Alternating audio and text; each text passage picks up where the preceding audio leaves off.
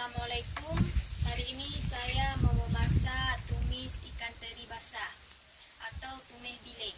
Untuk memasak tumis ini saya sudah menyiapkan bahan dan bumbunya.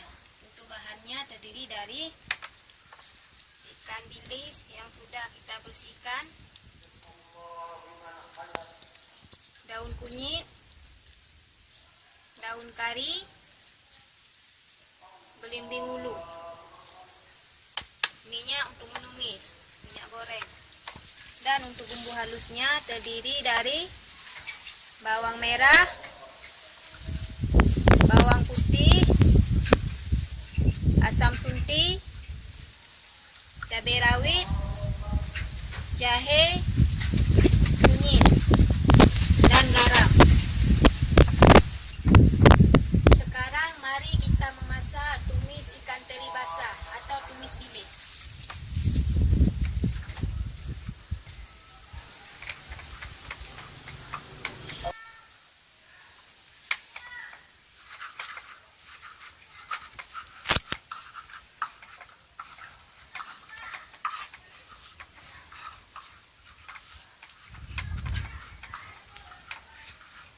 Bumbunya sudah halus, sekarang kita menumis.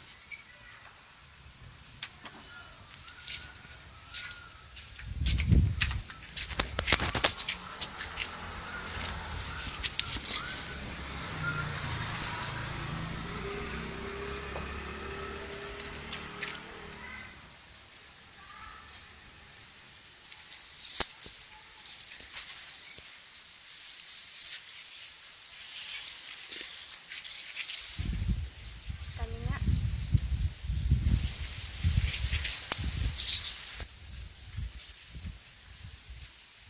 Sekarang kita iris bawang.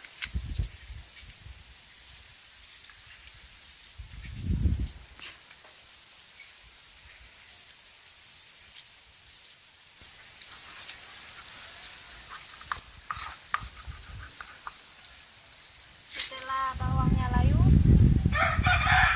sekarang kita masukkan bumbu yang sudah kita haluskan.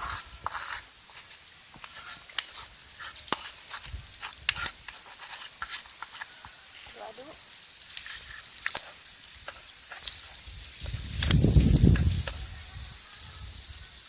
Selanjutnya masukkan daun kari dan daun kunyit.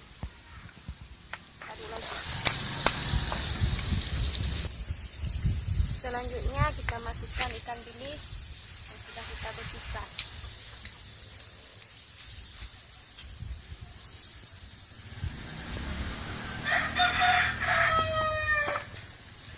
Aduk-aduk sampai merata biar bumbunya meresap. Kemudian tambahkan sedikit air.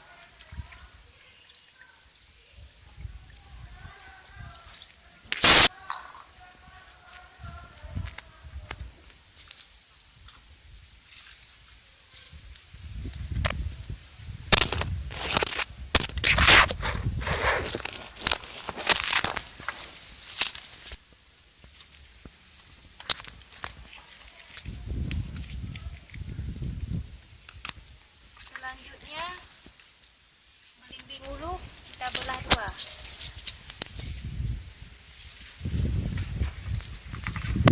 Tambahkan sedikit garam.